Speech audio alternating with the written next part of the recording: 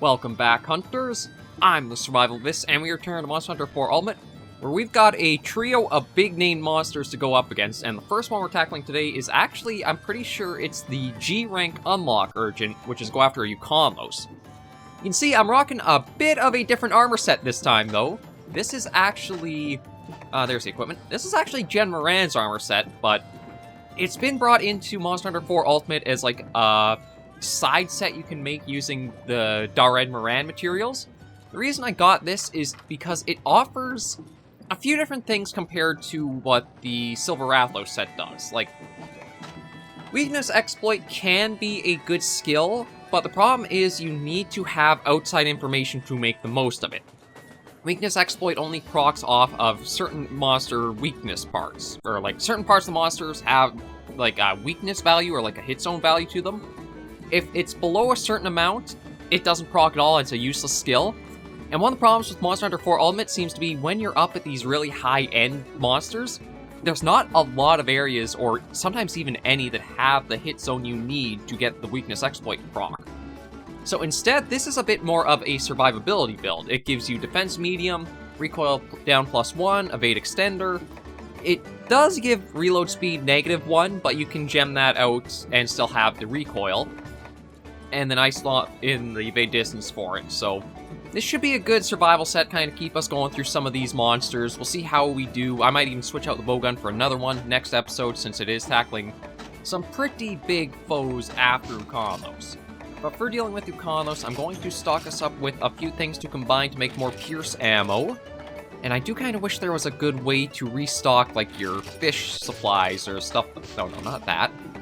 What is it? It's Latchberries, and right, Bird Wyvern Fangs. I think I'm thinking of trying to make, Pierce 3s. I'm going to just focus on making enough for, like, Pierce 1 and 2, so that should be good there. We'll eat, and then we should be good to actually... this does have a -15 ice resistance. That might be pretty bad.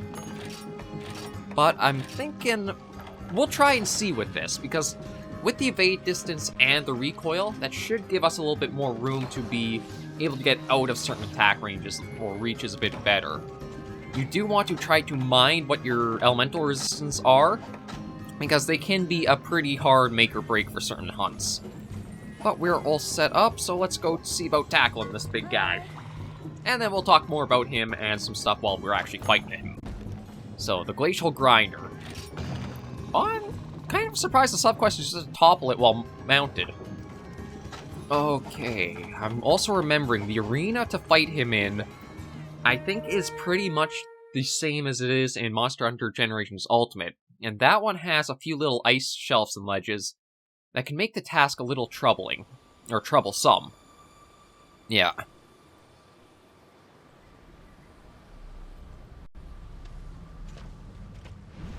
The only thing I don't like about this armor set is the helmet. It just looks so bizarre to have the single super straight horn on it.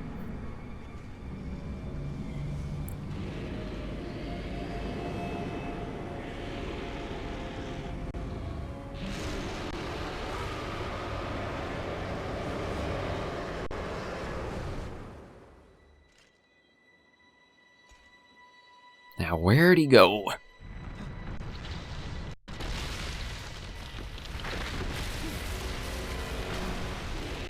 He can fly! There he is.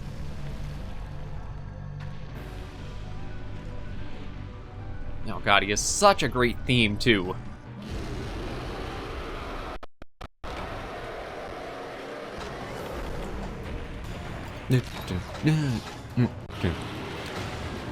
Now, Ukanlos is sort of like the counterpart or antithesis to a Cantor. Okay. There he is. Whereas a Cantor is all about fire and lava, Ukanlos is all about the opposite of ice and snow and cold. And between the two, I do prefer Ukanlos. And I know one of the big debates when it comes to... Oh yeah, we got great recoil for using Pierce 3s. Reload might be a little slow, but that is nice to see how quickly it can get pumped out. Oop. That's what we gotta be careful of. So his Ice Beam actually has a second part that can be problematic to it. I don't think if we get hit by the snowballs it'll be as bad, but we certainly cannot be hit by the beam itself. But I prefer him to a Cantor, and if you were to stack the two up in a fight, I do feel like Ukanlos has more of an edge to win than a Cantor would. The big thing to me is a Cantor doesn't actually have like an inborn fire element or fire ability to try to deal good damage. Ukanlos is, well, as you can see, a big serrated shovel. With fire element being the weakest, like the strongest element against Ukanlos, it feels like if you're trying to use just physical stuff... Uh-oh. Let's back up a little more. Yeah, because he can do the front sweep with it.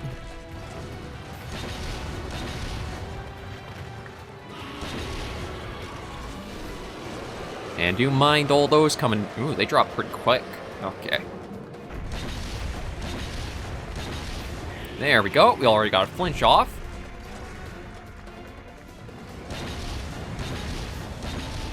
Oh, and we ticked him off too. So he's not happy about that.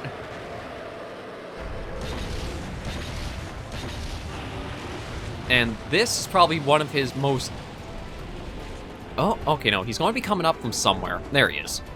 I was going to say, one of his most innocuous moves that you wouldn't expect to be too dangerous is actually just him digging down and doing the almost like shark fin charge at you. He'll definitely be using it in this fight, though, because, like, that's a... Uh-oh. Yeah, I'm just going to do that to avoid getting snowmanned.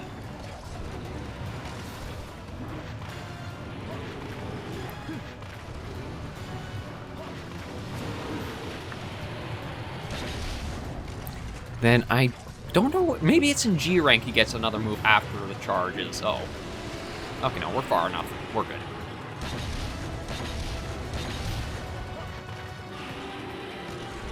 But yeah, very similar move style to a Cantor with a number of things. I feel like a Cantor would have a hard time getting, like, good ways to just deal damage to Ukanlos.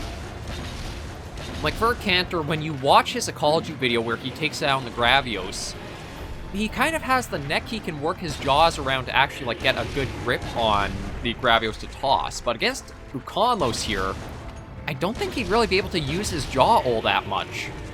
Ukanlos is pretty stocky and stout, so maybe it'd be able to get a arm or something, but I still feel like it'd be pretty hard-asked to make use of the jaw or tusks.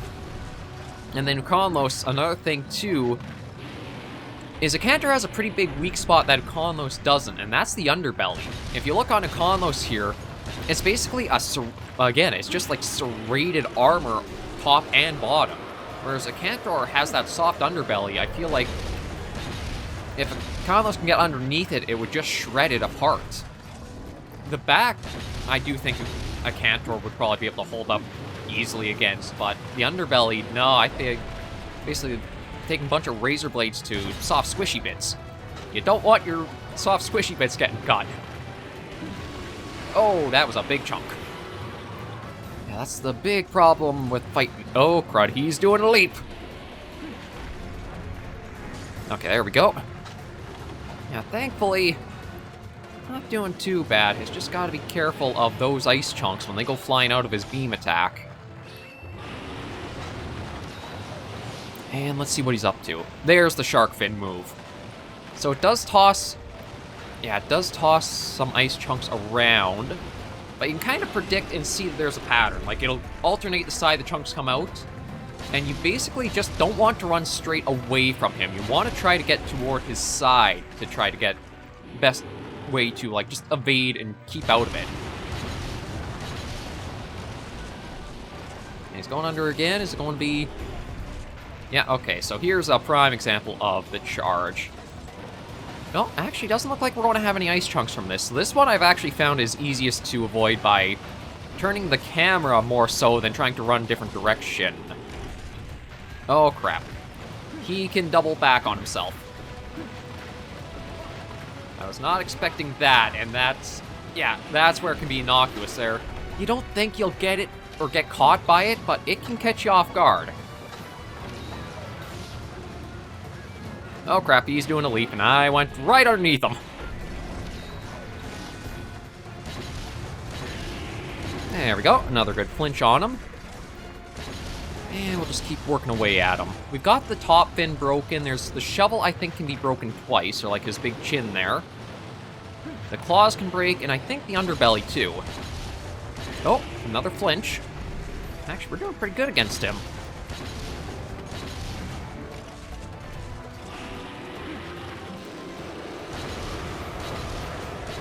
I think the big thing you have to watch out for is getting unexpected, like, snowman on you. Because certain moves can definitely... Oh, crud. Actually, I guess there might be a safe zone close to the beam, but not too close. It's almost like a middle ground you want to keep.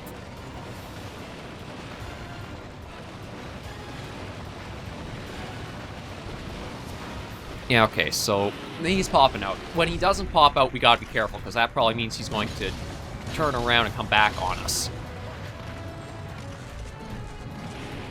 But he sure loves to be a jumpy one, doesn't he? You think with him being...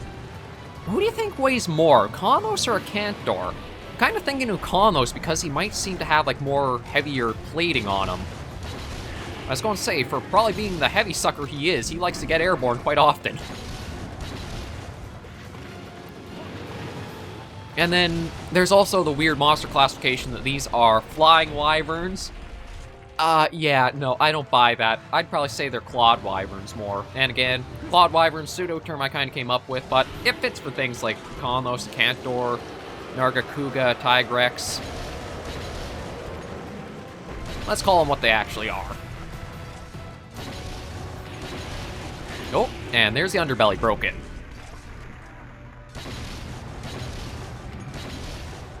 Okay, we're going to put that away just to get some distance. Okay, so we still got his shovel jaw. We can try breaking again, because I think the other side is able to... Oh! Oh, that was actually quite the combination. Calico, I think, got a flinch, and then so did we.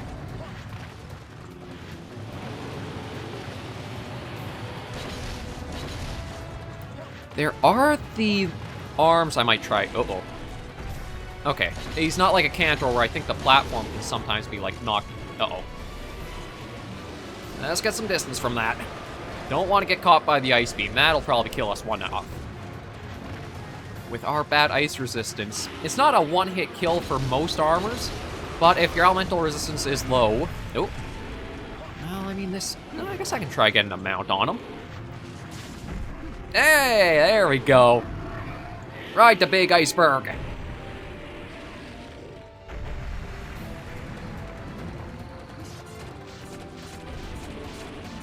Big guy's all tuckered out. Let's let him have a little rest. And yeah, that was the subquest. Okay, so I'm going to keep working at the shovel chin while I can, and it's safe to. Because I generally don't want to be too in front of that too often. And then we can do a little bit more on that arm. And we're down to the Pierce 1s. I'm actually curious to see if I might be able to pull this off with not having to make any more ammo. Because the Mono Devilcaster, the bowgun we're using, does have a very high raw damage to it. It's what? Yeah, 448. Might not have any affinity, but that is a huge raw value, with actually no negative affinity like some of the other bowguns you might get for like that much damage in it. Okay, yeah, so let's see how far off. Actually, it doesn't keep going all along the beam, so if you are just a little bit forward of it, and not, like, immediately to the left or right.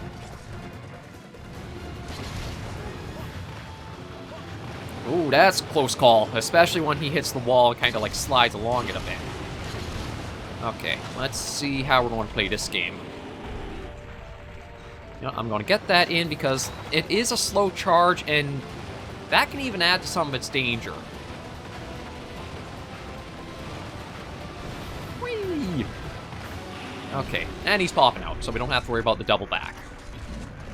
God, that tail... I gotta admit, one of the things I probably haven't had a chance to talk about was In Monster Hunter Rise, the light bowgun's got a switch skill that actually let them get like slicing or tail cutting damage without needing to like cost ammo. It's a wire bug move. And it's so nice to have because one thing as gunners is you rarely got the chance to cut off tails, yet every weapon or armor always seems to need to use those materials. So it's always kind of a problem if you're trying to, like how I've been, gun through the games, because you have materials you can't even get. Or, oh, there's an arm broken. So we just got the other arm, and is the shovel broken twice now? It might be. Ow. Might be, but he's actually picking up speed pretty quick. Oh, and he's digging down. Oh, there he is. Just get some distance, heal up. Oh no, he's coming right for us. Oh no, we just got out the way. Yeah, once you know how to read the charge, it becomes much easier to deal with, but it's a tricky move to understand if you're seeing it for the first time. Alright, I'm in a bad spot. Yeah. Yeah, that was a bad spot. Uh-oh. Evade distance, thank you very much for this. Again, I think I'm going to have to, in G rank, it's going to be a skill that has to stay. There's going to be probably so many moves that are going to be so much more damaging, even in G rank armor. Evade distance is just going to be a necessity. Okay, can you give me a little opening to get myself... There we go, that's good. Yeah, so we can get behind the front legs, we can... Oh, excuse me, there we go. I knew something was coming there. We can get out of the range of those side boulders pretty well reliably. And that, yeah, that flanks it up a little bit, but thankfully not too bad. And I think that's the arm we still have yet to break. Ooh. And do not take that out of context, because Monster Hunter out of context, you can have some interesting vocabulary come out. Case in point, we haven't broken that arm yet. Oh, and he's digging. Digging a hole. There we go, just get a little bit off. Oh yeah, this is going to be pretty easy to get around and avoid here. But I'm guessing he might double... No, no double back. Okay. Oh, somebody got a good flinch on him.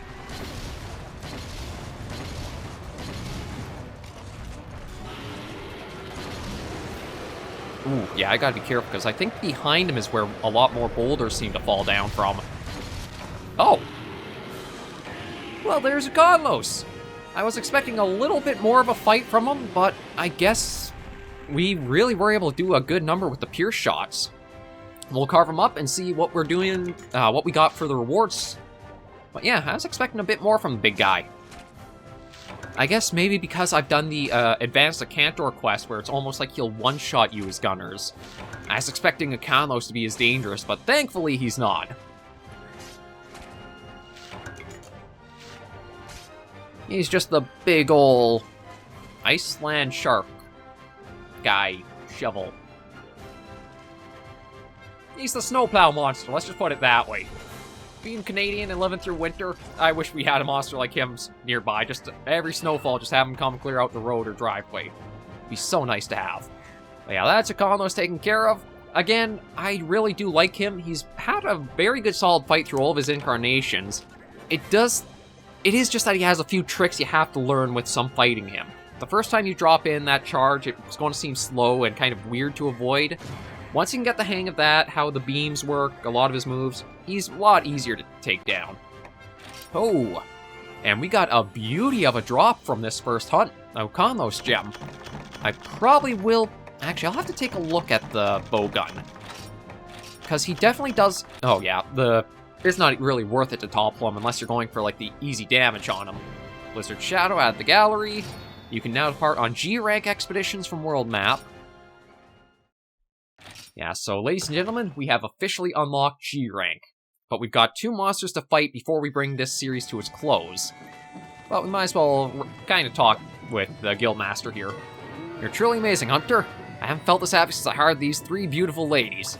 I feel like I'm seeing my own child off into the world. So many emotions right now. Get going. His immenseness is waiting for you. Find his immenseness in the Elder Hall. To get there, use the stairs in Dendorma. Or you can open your world map and tap the Elder Hall icon. Godspeed, Hunter. Yeah, maybe we'll save actually going up there for the first episode of G-Rank. And there's the icon. Okay, confirm. Oh, and there's the G-Rank Expeditions. But we're going to take a look at the armor set and the weapons, because he might have a pretty good heavy bowgun to make. Well, maybe not the heavy bowgun, the armor might be good for a heavy bowgunner. Like, we'll start with the light bowgun. Yeah, the Ukanlos flame bow. I really do like this light bowgun. It fits him so well, and again, one of the things to me about light bowgun, a little bit I should talk about with some things I'm starting to see with Rise, like Sunbreak's first, like Lunar Garon light bowgun reveal. I'll want to talk a little bit about that eventually. But I love that it looks like a miniature monster. That is just Monster Hunter in a nutshell. Is if the weapon looks like it's either from the monster, a biological part of the monster, or looks like a miniature version of it, it's a great designed weapon. That's one of the reasons why I do not like weapons like this. Like, how does the Wasp correlate to Kushala? But no, this I do love the design of. Not, actually, it might be able... I don't know how affinity works with the elemental shots, but it could be another freeze light bowgun to make and take along. It actually has a surprisingly high normal capacity, 9 and 12, jeez. But yeah, with the minus 30% affinity, that'll hurt it quite a bit. As for the heavy bowgun, it is a cannon. It's basically you strap the front of Ukanlos to a cannon. Kind of similar to a Cantor's, but this one looks a little bit more, again, just slapped on the part a bit. The 390 and minus 30% is pretty bad. The crouching fire we wouldn't really use.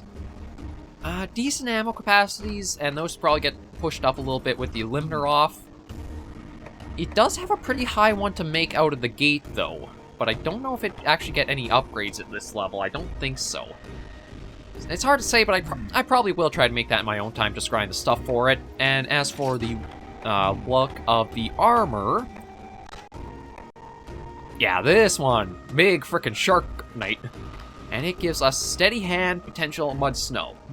Now, Steady Hand, I'm going to see, does it actually tell us what... It's a little bit vague that just says skills that affect power of multiple types, bowgun ammo, and bow arrows. This basically means you have normal up, spread up, and pierce up in a single skill. So it can be very helpful for bowgunners to have this on an armor set. It's just that the expert and... Wait, what's the potential again? Is that... Okay, that's more like if you have... Basically, if you're low on health, you get more boost to attack defense. Not really a good skill to have in Monster Hunter. Especially not for gunners, because that's super dangerous. But I do also, again, gotta check out... There's a big buckler, or a big shield on the arm. God, I wish it had a little more function, or that... We could bring back the look a bit of, like, the just big arm for gunners to have some, like, a shield almost. Yeah, so that is that taken care of and looked at. And the next episode, we'll actually be going... Oh? Yeah, I'll talk to Sophia quickly here. Hey, Duel, congrats. What, you haven't heard yet? Well, allow me to make your day. You've been given clearance to take on G-Rank Expeditions. Hooray! If you want to give them a go, just open the world map and touch the G-Rank Expedition icon. Okay, that was all. I was going to say, it's a little weird to have dialogue with her open. The next two episodes are going to be after the apexes or the pinnacles of Monster Hunter, Fatalis and Crimson Fatalis. We're going to take on the regular next episode, and I might change up the gear a little bit, but we'll see. But thank you guys very much for joining me on this episode of Monster Hunter 4 Ultimate. If you did enjoy the video, you should give it a like, and if you have any comments, tips, or tricks, fishing comments right down below. Next week should be the start of G-Rank series, and we're going to see just how I stack up into new uncharted territory, because I didn't get very far in the G-Rank of Monster Hunter 4 Ultimate, so up to this point, it's basically been retreading the same ground from years ago. Once we get G-Rank, whole new fights that I have no idea what they're going to be like. So if you want to see me flounder and have some troubles, you'll see it in the G-Rank series for sure.